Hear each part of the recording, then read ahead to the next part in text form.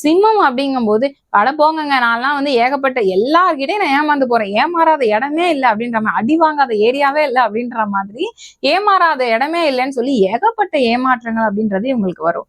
என்னன்னா பாக்குறதுக்கு ஒரு மாதிரி ரஃப் அண்ட் டஃபா இவங்க வந்து தெரிவாங்க. ஆனா வந்து உள்ளுக்குள்ள ஒரு மாதிரி குழந்தைங்க அப்படின்னு சொல்லி சொல்லலாம். ரொம்பவே வந்து ஸ்ட்ரைட் ஃபார்வர்டான பர்சன்ஸா இருப்பாங்க.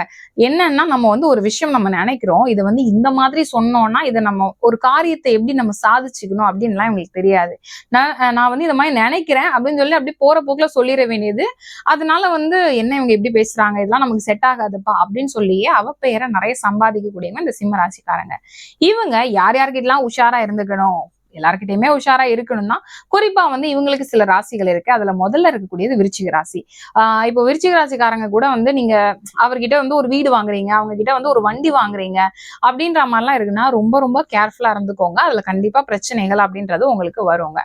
அடுத்தது வந்து மகர ராசி, அடுத்தது மீன ராசி, அடுத்து ரிஷப ராசி. சோ இந்த 4 ராசி கிட்ட நீங்க வந்து எப்பவுமே ரொம்ப கேர்ஃபுல்லா இருந்துக்கணும். ரொம்ப முக்கியமான டீலிங் அப்படின்றத இவங்க கிட்ட நீங்க வச்சுக்காது.